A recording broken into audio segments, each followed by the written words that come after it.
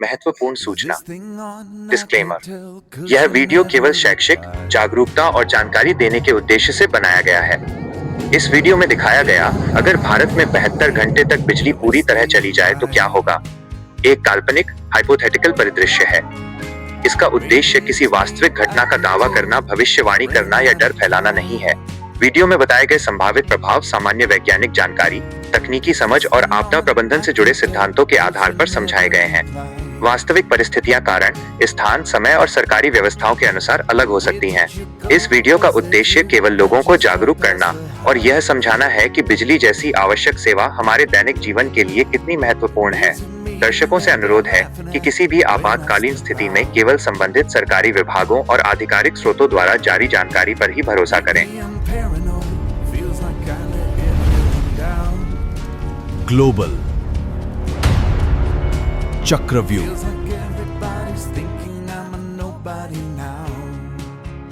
कल्पना कीजिए, अभी आप अपने मोबाइल पर यह वीडियो देख रहे हैं। अचानक पूरे घर की लाइट चली जाती है। आप सोचते हैं कोई बात नहीं, 5-10 मिनट में आ जाएगी। लेकिन 1 घंटा बीत जाता है, 2 घंटे, फिर 6 घंटे, फिर पूरा दिन और फिर घोषणा होती है भारत के पूरे देश में अगले 72 घंटे तक बिजली नहीं आएगी। अब जरा सोचिए, मोबाइल कितनी देर चलेगा, इंटरनेट कब बंद होगा, एटीएम से पैसा निकलेगा या नहीं, पेट्रोल पंप खुलेगा या नहीं, अस्पताल कैसे चलेगा, ट्रेन, मेट्रो, एयरपोर्ट क्या सब रुक जाएगा? और सबसे बड़ा सवाल, क्या सिर्फ 72 घंटे में करोड़ों लोगों की पूरी जिंदगी बदल सकती है? नमस्ते दोस्तों, आज हम एक ऐसी काल्पनिक लेकिन वास्तविकता के बेहद करीब स्थिति पर बात करेंगे जिसके बारे में शायद आपने कभी गंभीरता से नहीं सोचा होगा। अगर पूरे भारत में लगातार 72 घंटे तक बिजली पूरी तरह बंद हो जाए तो देश में क्या क्या होगा? कौन सी सेवाएं सबसे पहले ठप होगी? किन लोगों की जान सबसे ज्यादा खतरे में होगी? क्या सरकार के पास ऐसी स्थिति में निपटने की तैयारी है? और सबसे आखिर में हम जानेंगे कि अगर कहीं ऐसी स्थिति सच में बन जाए तो एक आम इंसान को क्या करना चाहिए। लेकिन उससे पहले एक छोटा सा सवाल, आप में से कितने लोग ऐसे हैं जो सुबह उठते ही सबसे पहले अपना मोबाइल देखते हैं? सच बताइए, अलार्म बंद करने के बहाने आधा घंटा सोशल मीडिया चल जाता है। अगर मोबाइल की चार्ज न हो पाए तो कुछ लोगों को तो ऐसा लगेगा जैसे दुनिया ही खत्म हो गई। आजकल लोगों के लिए ऑक्सीजन के बाद सबसे जरूरी चीज शायद चार्जर बन गया है। असली समस्या मोबाइल नहीं होगा, असली समस्या तो तब शुरू होगी जब पूरे देश का बिजली का नेटवर्क रुक जाएगा। ध्यान रहे, यह वीडियो डर फैलाने के लिए नहीं है। यह केवल एक जागरूकता वीडियो है जिसमें वैज्ञानिक तथ्यों, तकनीकी जानकारी और संभावित परिस्थितियों के आधार पर समझाया जाएगा कि बड़े स्तर पर बिजली ठप होने का समाज, अर्थव्यवस्था और रोजमर्रा की जिंदगी पर क्या असर पड़ सकता है। तो बिना समय गवाए चलिए शुरू करते हैं। पहला घंटा, देश भर में अचानक बिजली गायब हो जाती है। शुरुआत में लोगों को लगता है कि यह सामान्य बिजली कटौती है। कोई पंखा बंद होने पर हाथ वाला पंखा निकालता है, कोई मोबाइल की टॉर्च जलाता है, कोई बिजली विभाग को फोन करता है। लेकिन धीरे धीरे खबर आने लगती है, यह सिर्फ आपके शहर की नहीं, पूरे राज्य की नहीं, बल्कि पूरे भारत की बिजली चली गई है। टीवी चैनल बैकअप पर चल रहे हैं, रेडियो लगातार अपडेट दे रहा है, सोशल मीडिया पर अफवाहें की बाढ़ आ चुकी है। कोई कह रहा है साइबर हमला हुआ है, कोई कह रहा है दुश्मन देश ने हमला कर दिया, तो कोई कह रहा है कि एलियन आ गए। और इंटरनेट की दुनिया में तो बिना सबूत के लोग सबसे तेज विशेषज्ञ बन जाते हैं। लेकिन असली कहानी अभी शुरू भी नहीं हुई। दोस्तों, अब मान लीजिए कि बिजली गए हुए 6 घंटे से ज्यादा हो चुके हैं। लोगों को अब समझ आने लगा है कि मामला सामान्य नहीं है। मोबाइल की बैटरी जो सुबह 100% थी, अब 40-50% तक पहुंच चुकी है। हर कोई एक ही काम कर रहा है, बैटरी सेव करो। अचानक वही लोग जो हर 5 मिनट में इंस्टाग्राम और शॉर्ट्स देखते थे, अब मोबाइल को ऐसे पकड़कर बैठे हैं जैसे ये कोई खजाना हो। और सबसे मजेदार बात, कुछ लोग मोबाइल की बैटरी बचाने के लिए एयरप्लेन मोड ऑन कर देते हैं, लेकिन हर 2 मिनट बाद खुद ही एयरप्लेन मोड हटाकर देखते हैं नेट आया क्या। यानी बैटरी भी खत्म और उम्मीद भी खत्म। लेकिन असली समस्या अब शुरू होती है। मोबाइल नेटवर्क, बहुत से मोबाइल टावरों में बैकअप बैटरी होती है, लेकिन वो हमेशा के लिए नहीं चलती। कुछ घंटों बाद कई टावर बंद होने लगते हैं। पहले इंटरनेट धीमा होता है, फिर कॉल लगनी बंद हो जाती है, और फिर जिस नंबर पर आप कॉल कर रहे हैं वो इस समय उपलब्ध नहीं है। यानी अब अपने परिवार से संपर्क करना भी मुश्किल होने लगता है। बैंक और एटीएम, अब लोग पैसे निकालने निकलते हैं, लेकिन एटीएम मशीनें बंद हैं। जो मशीनें जनरेटर से चल भी रही हैं, उनके सामने लंबी लंबी लाइनें लग चुकी हैं। कुछ घंटों में उनमें भी नकद खत्म होने लगता है। अब जिन लोगों के पास केवल ऑनलाइन पेमेंट का सहारा था, वे सबसे ज्यादा परेशान हैं। क्यूआर कोड सामने है, दुकानदार भी तैयार है, लेकिन इंटरनेट नहीं। दुकानदार कहता है, भैया यूपीआई बाद में कर देना, अभी अगर नकद है तो सामान ले जाओ। अस्पताल, अब बात सबसे गंभीर है। बड़े अस्पतालों में जनरेटर होते हैं, इसलिए आईसीयू, ऑपरेशन थिएटर और इमरजेंसी सेवाएं कुछ समय तक चलती रहती हैं। लेकिन छोटे अस्पतालों और क्लिनिकों के लिए स्थिति कठिन होने लगती है। अगर जनरेटर के लिए डीजल की आपूर्ति प्रभावित हो जाए तो समस्या और बढ़ सकती है। डॉक्टर लगातार कोशिश कर रहे हैं, लेकिन संसाधन सीमित है। घरों की स्थिति, फ्रिज बंद है, एयर कंडीशनर बंद है, पानी की मोटर बंद है। ऊंची इमारतों में रहने वाले लोगों को पानी की कमी महसूस होने लगती है, क्योंकि कई इमारतों में पानी ऊपर पहुंचाने के लिए बिजली से चलने वाले पंपों पर निर्भरता होती है। लोग सोचते हैं, चलो बाहर से खाना मंगवा लेते हैं, लेकिन डिलीवरी ऐप भी ठीक से काम नहीं कर रहे। रेस्टोरेंट का पीओएस बंद है। कई जगह रसोई का काम भी प्रभावित होने लगा है। अफवाहों का दौर, अब सोशल मीडिया पर जो थोड़ी बहुत जानकारी बची है उसमें सच कम और अफवाहें ज्यादा हैं। कोई कहता है 7 दिन तक बिजली नहीं आएगी, दूसरा कहता है सभी लोग शहर छोड़कर भाग रहे हैं, तीसरा दावा करता है मैंने अंदर की खबर सुनी है, और असलियत किसी को पूरी जानकारी नहीं। यही कारण है कि किसी भी आपदा में आधिकारिक सूचना पर भरोसा करना सबसे जरूरी होता है। दोस्तों, सिर्फ 12 घंटे हुए हैं और देश की रफ्तार पहले जैसी नहीं रही। लेकिन असली चुनौती अभी बाकी है, क्योंकि अगले 24 घंटे पूरे होते होते पेट्रोल पंप, सप्लाई चेन, पीने का पानी, दूध, दवाइयां और रोजमर्रा की जरूरी चीजें भी प्रभावित होने लगेंगी। क्या सिर्फ एक दिन में शहरों की जिंदगी पूरी तरह बदल सकती है? दोस्तों, अब पूरे 24 घंटे हो चुके हैं, एक पूरा दिन बिना बिजली के। जो लोग शुरुआत में कह रहे थे अरे थोड़ी देर में आ जाएगी, अब उनके चेहरे पर भी चिंता साफ दिखाई देने लगी है। मोबाइल की बैटरी लगभग खत्म हो चुकी है। कुछ लोगों के फोन पूरी तरह बंद हो गए हैं। अब उन्हें एहसास हो रहा है कि मोबाइल सिर्फ मनोरंजन का साधन नहीं था, वो परिवार, काम, बैंक, जानकारी और आपात संपर्क का सबसे बड़ा माध्यम भी था। लेकिन अब आइए उन जगहों पर चलते हैं जहां असली मुश्किलें शुरू हो चुकी हैं। Petrol pump. कई पेट्रोल पंपों पर ईंधन मौजूद है, लेकिन मशीनें बिजली और डिजिटल सिस्टम पर निर्भर हैं। जहां बैकअप खत्म हो चुका है, वहां पेट्रोल और डीजल देना मुश्किल हो जाता है। कुछ पंप सीमित मात्रा में ईंधन दे रहे हैं। लंबी लंबी लाइनें लग चुकी हैं। लोग सोच रहे हैं पहले गाड़ी में पेट्रोल भरवा लें, बाद में जो होगा देखा जाएगा। लेकिन हर किसी को ईंधन मिलना आसान नहीं है। सरकार प्राथमिकता देती है एम्बुलेंस, फायर ब्रिगेड, पुलिस और अन्य आवश्यक सेवाओं को। खाने पीने की चीजें, अब दुकानों में भी असर दिखने लगा है।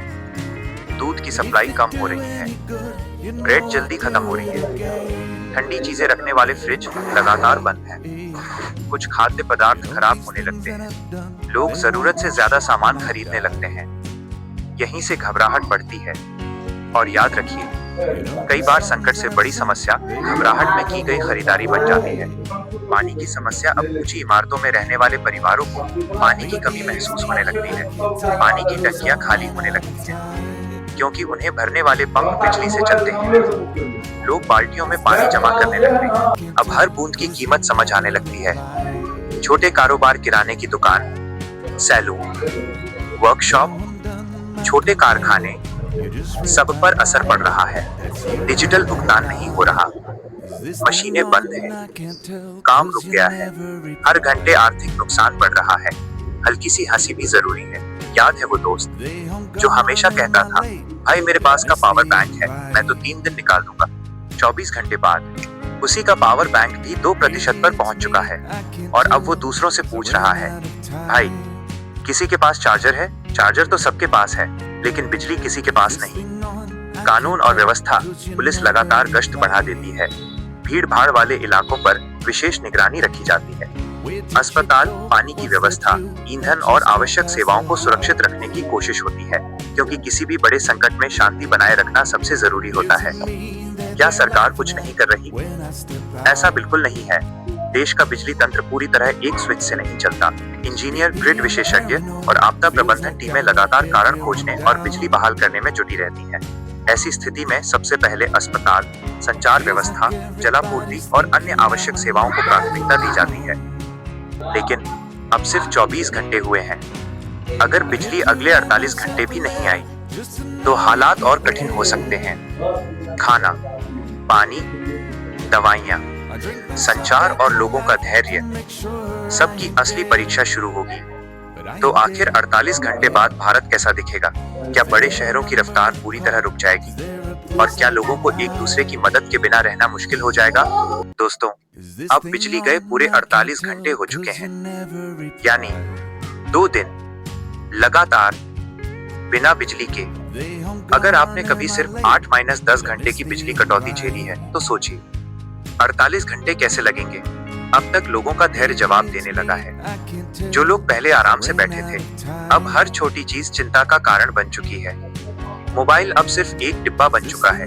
अधिकांश लोगों के फोन बंद हो चुके हैं। कुछ लोग आखिरी 1% बैटरी बचाकर सिर्फ जरूरी कॉल के लिए फोन संभाल कर रखे हैं। और मजेदार बात, भाई मोबाइल छोड़ो, असली जिंदगी जियो। अब वही हर किसी से पूछ रहे हैं, किसी के पास चार्ज करने का जुगाड़ है क्या? लगता है मोबाइल की असली कीमत अब समझ में आ रही है।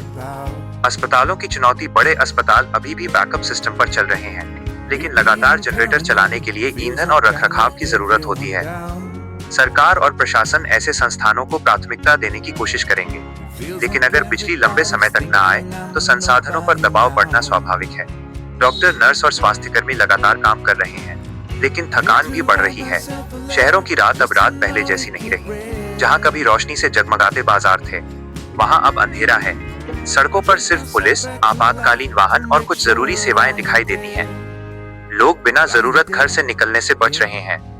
पानी और भोजन, अब कई इलाकों में पीने के पानी की आपूर्ति प्रभावित होने लगी है। लोग पानी का इस्तेमाल सोच समझकर कर रहे हैं। नहाना बाद में, पहले पीने का पानी बचाओ। ये बात अब मजाक नहीं, जरूरत बन चुकी है। रसोई में भी बदलाव आ गया है। जो खाना जल्दी खराब हो सकता था, वो पहले ही इस्तेमाल किया जा चुका है। अब लोग सूखा राशन, दाल चावल और लंबे समय तक सुरक्षित रहने वाले खाद्य पदार्थों पर निर्भर होने लगे हैं।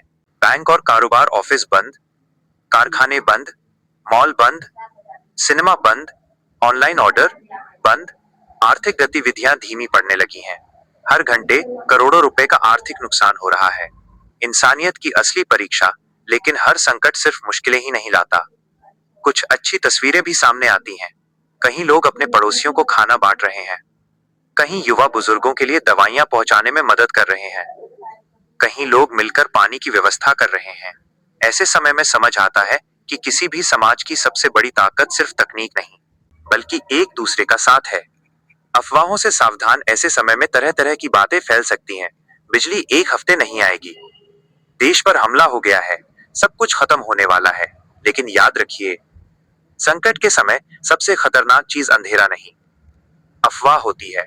इसलिए केवल आधिकारिक सूचना पर ही भरोसा करना चाहिए। अब आखिरी 24 घंटे, अगर 72 घंटे पूरे होने तक भी बिजली नहीं आती, तो सबसे बड़ा सवाल होगा, क्या पूरा देश सामान्य स्थिति में वापस लौट पाएगा? बिजली वापस आने के बाद क्या सब कुछ तुरंत पहले जैसा हो जाएगा, या फिर असली चुनौती तब शुरू होगी? 72 घंटे बाद जब रोशनी लौटती है, लेकिन सोच बदल जाती है दोस्तों। अब पूरे 72 घंटे बीत चुके हैं, 3 दिन बिना बिजली के। ऐसा लगता है जैसे समय ही धीमा पड़ गया हो। लोगों को अब मोबाइल, इंटरनेट और एस बड़ी ई की नहीं, बल्कि सामान्य जीवन की कीमत समझ आने लगी है। तभी सुबह लगभग 9 बजे एक खबर आती है, देश के कई हिस्सों में धीरे धीरे बिजली बहाल की जा रही है। लोगों को पहले यकीन नहीं होता। अचानक एक घर में बल्ब जलता है, फिर दूसरे घर में, फिर पूरी गली रोशनी से भर जाती है। बच्चे खुशी से चिल्लाते हैं, लोग ताली बजाते हैं, कई लोग राहत की सांस लेते हैं। लेकिन क्या सब कुछ पहले जैसा हो गया? नहीं। बिजली वापस आई, लेकिन काम तुरंत शुरू नहीं हुआ। बिजली बहाल होने के बाद भी कई चुनौतियां रहती हैं। बैंकों को अपने सिस्टम दोबारा चालू करने पड़ते हैं। मोबाइल नेटवर्क को पूरी क्षमता पर आने में समय लग सकता है। कुछ इलाकों में इंटरनेट धीरे धीरे सामान्य होता है। कारखानों को मशीनें दोबारा चालू करनी पड़ती हैं।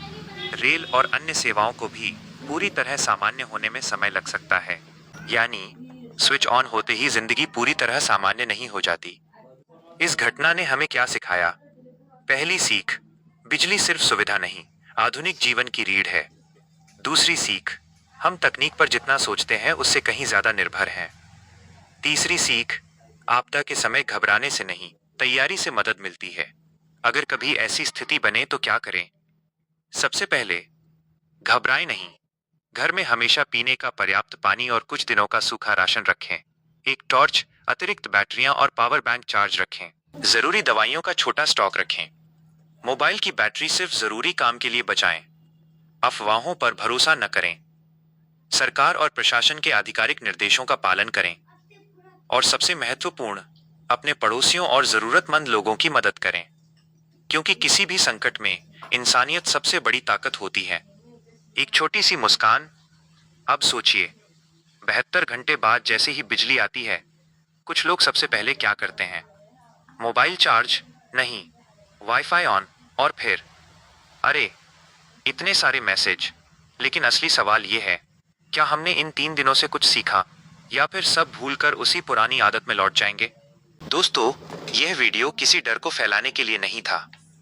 यह एक काल्पनिक लेकिन वास्तविक परिस्थितियों पर आधारित विचार था, जिससे हम समझ सकें कि आधुनिक समाज बिजली पर कितना निर्भर है।